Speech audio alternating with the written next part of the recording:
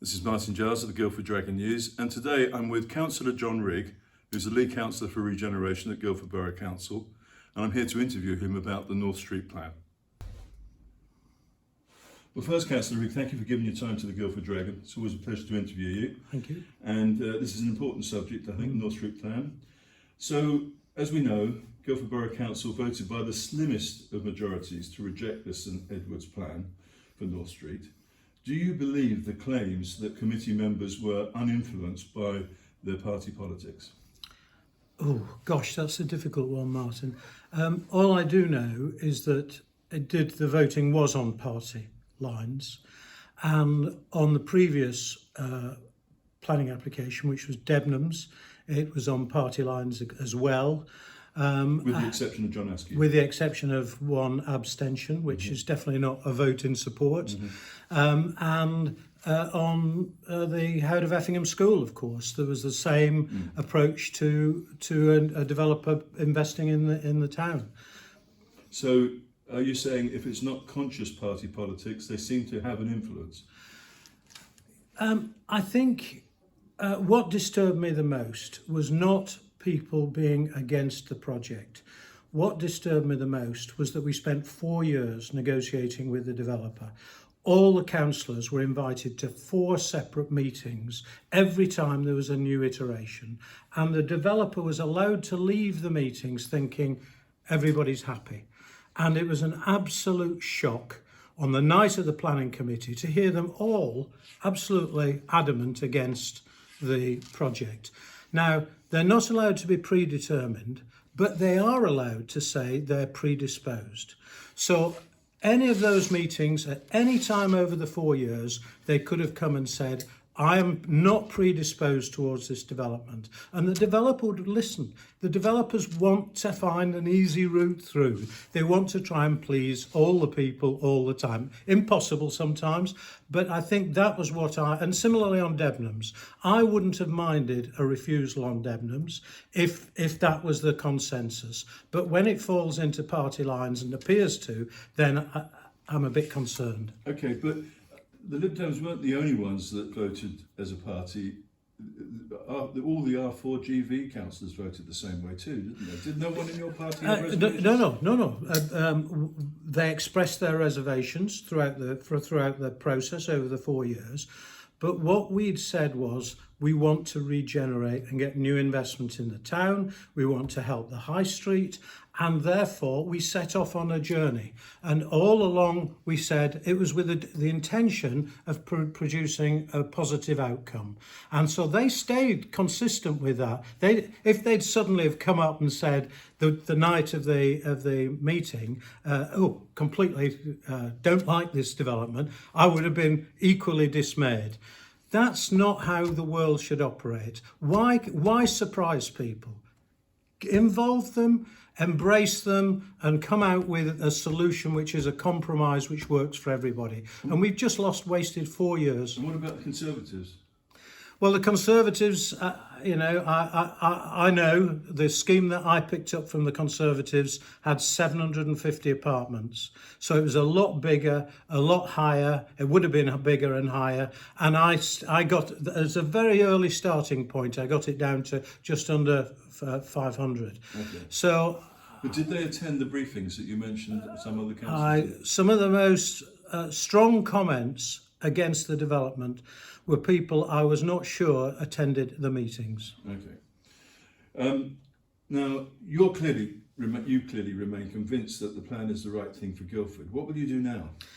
Well, no, it's very important to differentiate between the role of the council, Guildford Council, and my role as head of regeneration, and the local planning authority, which is a quasi-legal organisation, and it really is kept separate. So my job is to encourage derelict sites to come forward and be developed, and try and come up with the planning game that we'd want to see. So new squares, new boulevards, new parks, new pedestrianisation, improvement to the bus station. But as soon as those things are kind of established, it's then you hand it to the local planning authority, and the local planning authority they stay completely separate. And so what pops out at the end is sometimes a surprise to me as well. Now they establish what the final product is going to look like.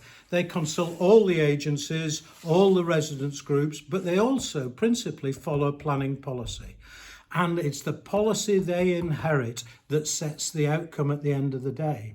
So it's the policies that were in the 2019 plan that are at fault, and why it was too big. Okay. In many people's minds. Right. And we had the warning at the Solent on the station. I went to every day on the inspection in front of the inspector, listening to the debate. There was a clear flag in 2018, we need a height limit, and nothing went into the local plan, which in 2019, which we then inherited.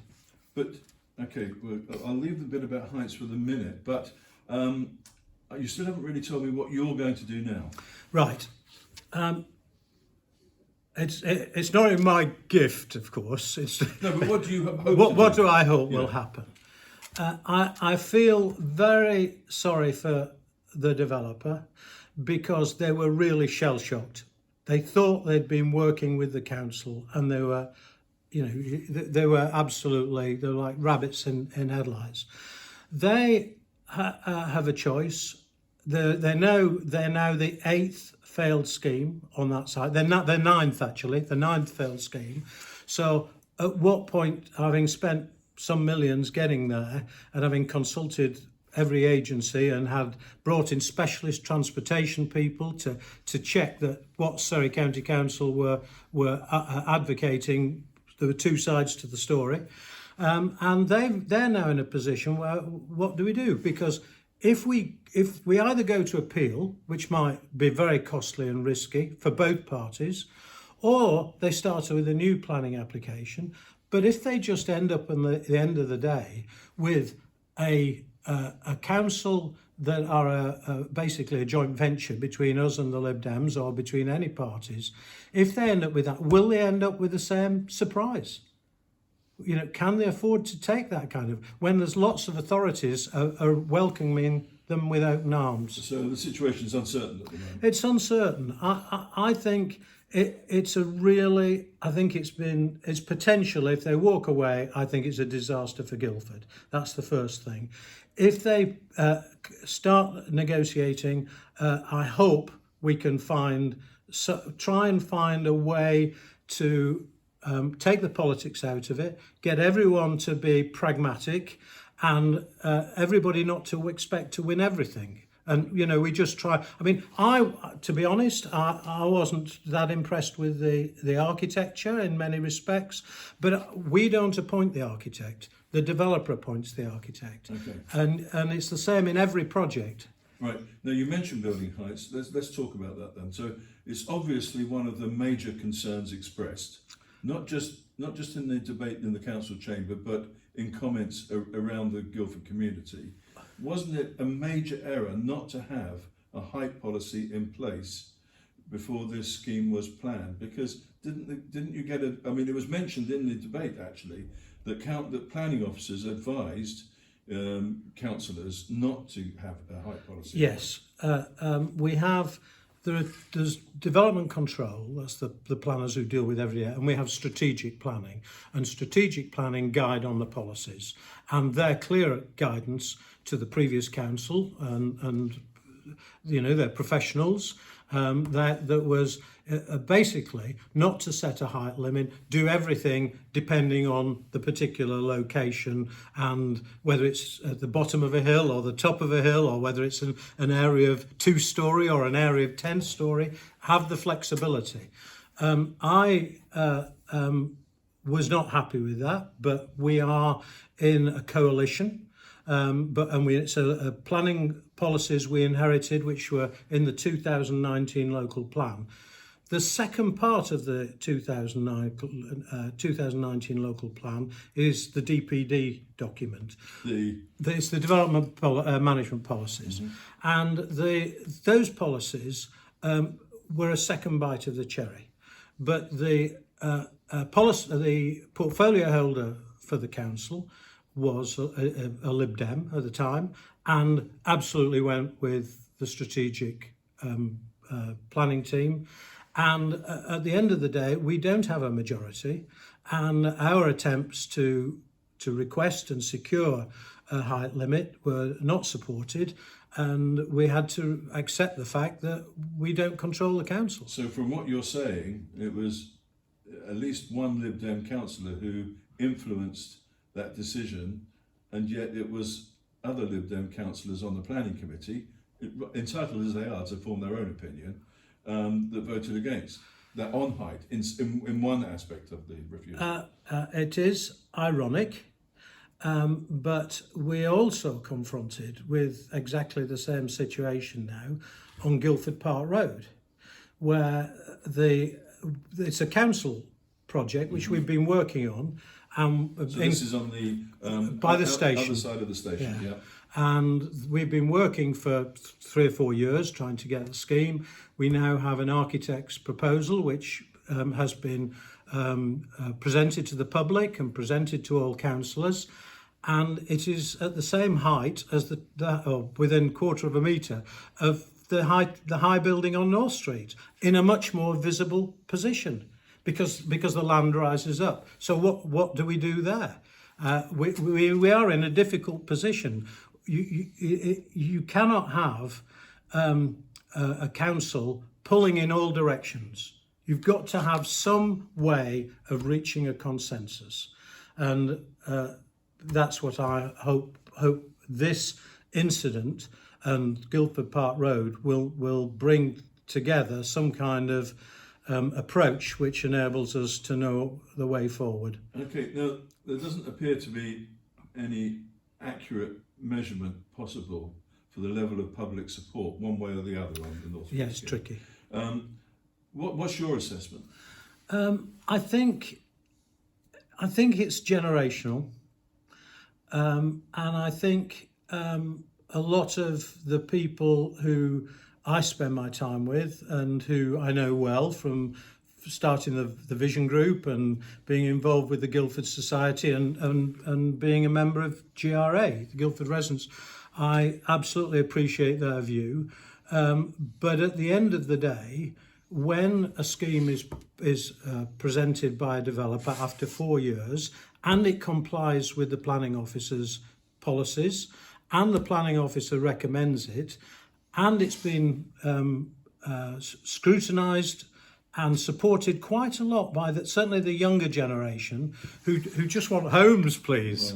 Right. There is a mix of views, but you can't have one person, either me or anybody, dictating. So you have to. The only way you can decide what to do is you have policies, and those policies are highly scrutinised and highly debated. And in terms of the local plan, it probably took 10 years to get from the beginning of the exercise to 2019. But one of the things we will be doing, not wanting to be party political, but we will be wanting to introduce a height limit if we get elected next time. Okay.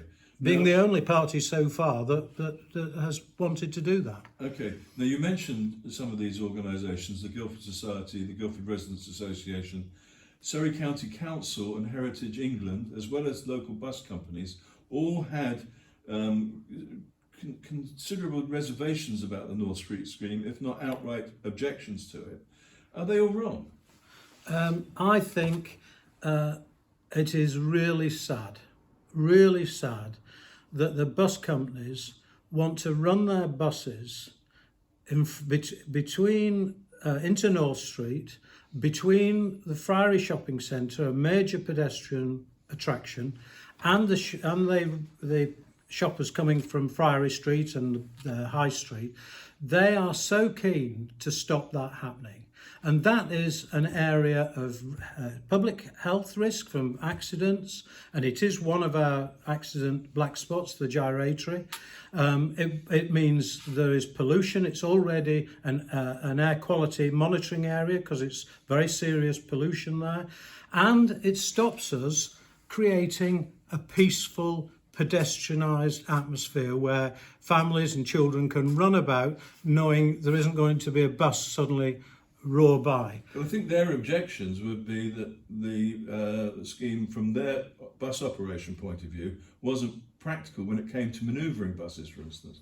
There is no evidence. There are various things where they started at the beginning saying these were their objections, and we went through one after another. I think there are 11 objections, one after another. But of course, nobody wants to do the wrong thing. We absolutely don't want to do the wrong thing. So both the local planning authority and the council corporate went to independent leading traffic consultants who said, sorry, we don't understand these objections. It just doesn't make sense. And where is Surrey's evidence to support? Why else would Surrey do it? I have no idea. Okay.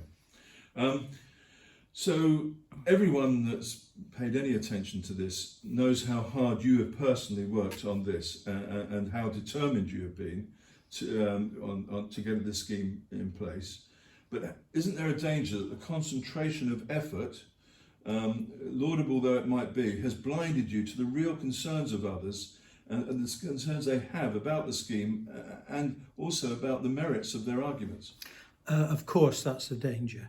But when I was in when I chaired the vision group, one of the things that really frustrated me was the poor consultation in previous council. And we in the vision group produced a 120-page document on master planning the town, and we brought it to the then council, and they were not interested, and it went nowhere.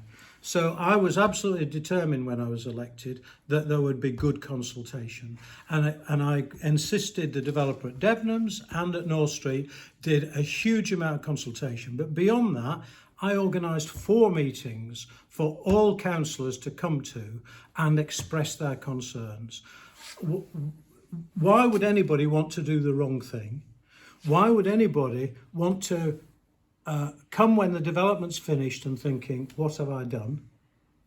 Why would anybody not want to consult and get a degree of consensus, particularly when it's not my decision, it's the planning committee's decision, and it's the council officer's decision, and it's the public's decision. So yes, you just try and reach a consensus, whether you reach the right consensus or not. But at the end of the day, I was able to say, my job is to try and bring new investment and regeneration, help the high street, bring homes. What the planning department negotiate and decide upon in their role, and then present to the planning committee, and what the planning committee decide is nothing to do with me, as evidenced by exactly what happened. Right. So you don't think you were blind to the other side of the argument on this scheme? Absolutely not. Okay. And would I have preferred, did I say to the developer, I think these story heights are too high, a number of times? Okay. Did I say that I wasn't happy with some of the bulk of the development?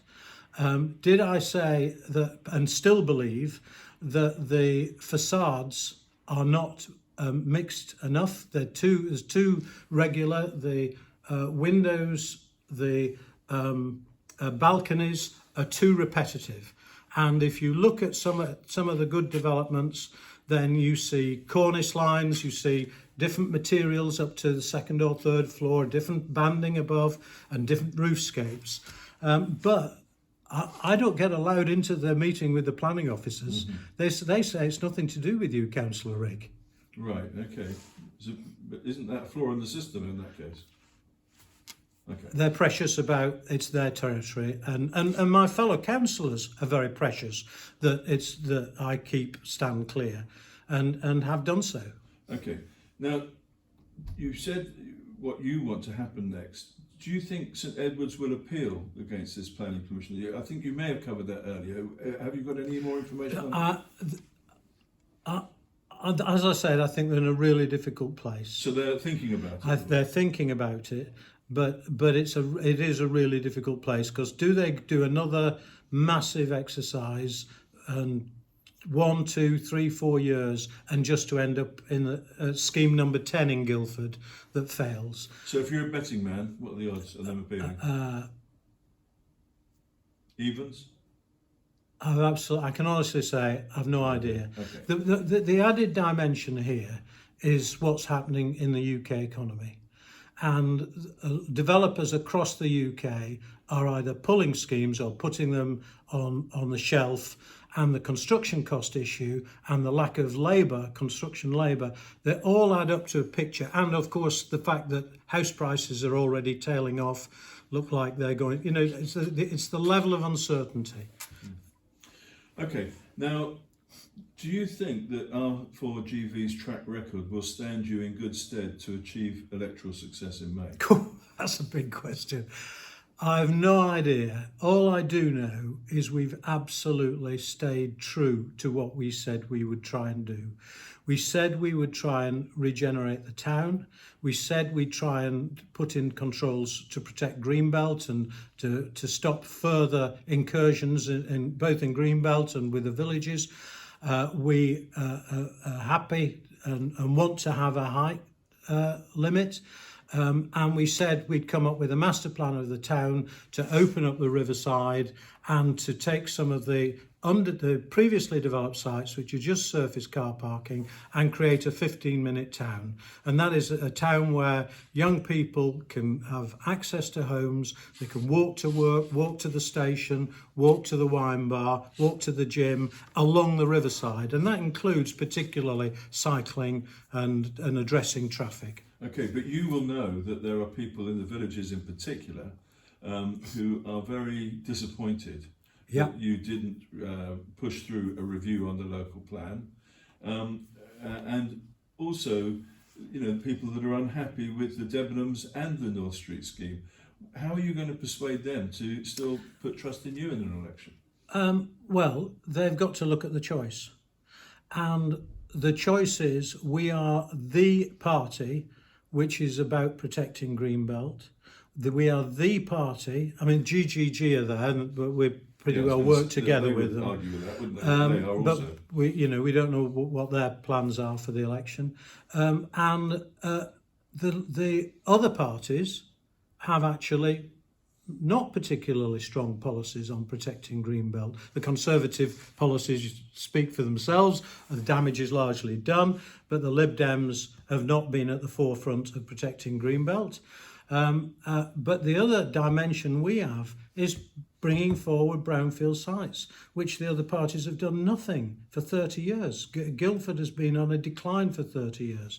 Now, I recognise there are people who supported us when I said we wanted a master plan, but when you show a little image of what a building might be, they say, "Oh, well, I didn't expect you to put buildings on it." Well, of course, that's a slight exaggeration. A slight exaggeration, but to make the point. But so, in other words, if you embark on trying to make a difference, there will be people who like it and people who dislike it. I want to believe that when the work is finished, that they'll go, yes, we got it right. And let me just finish on Debenhams, for instance. Debenhams, we have persuaded the developer for the first time to open the riverside and fund a footbridge to the Yvonne Arnaud. And it'd be the first time in half a century where we're starting to open the riverside and create a route which is in shaping Guildford's future, going all the way up to Ladymead. So we've got a vision, and we're trying to make. Now there'll be people who say, "Oh no, we want affordable homes," and you haven't talked much about affordable homes, but that was a big issue with the Lib Dems, and that's their choice. But I think for the community of Guildford, for us to have a better town, better civic areas, town squares and parks, I think that's what we'd like to see. Now, you mentioned that you're going to have building heights in your manifesto. Yeah. So, wouldn't it be sensible to hold fire on North Street until that's decided? You can't. So I'd have to say, and I'd have to say to every developer, stop. Residents for Guildford have got to see whether they're going to get elected. We've got to see whether we're going to be in a majority. We've got to see who we're in the council with and what their views will be, and will they be supportive. And then we've got to say, right, we've got to change the local plan. Bearing in mind the last local plan took 10 years to do. So we've got to go through a huge process, but come back in 10 or 15 years. You can't do that, Martin. We can't make life stand still. We've done it for 30 years in Guildford. We've got to just try and get a consensus from the council and sit with the developers and try and get the best we can. And I thought we were doing that, but clearly I was misled, or I chose not to realise. But a vote for R4GV would not constrain the height, perhaps, of the North Street development in the next election. Well, yes, it would. If in kind of a long term, if we can get through the area action plan, which is the planning policy document we need for shaping Guildford's future, if we get that through, it'll be included. The only thing is, I'm hoping we'll have made progress and we won't have lost Berkeley. I mean, Berkeley are one of the best in class developers in the UK. I can tell you other developers would be a lot more difficult to deal with and a lot less caring about Guildford than Berkeley will be. Okay, and finally, are you confident you're going to have enough candidates to put forward? How many do you think you'll have in May? We have more since the North Street decision. Right. Noticeably So more. can you put any numbers on that? I'm not. You'll have to ask Joss Bigmore. I wouldn't want to. Well, there are 48 wards. Yeah, we're doing very well, thank you. Okay. Councillor Rigg, thank you very much. Thank you, Martin.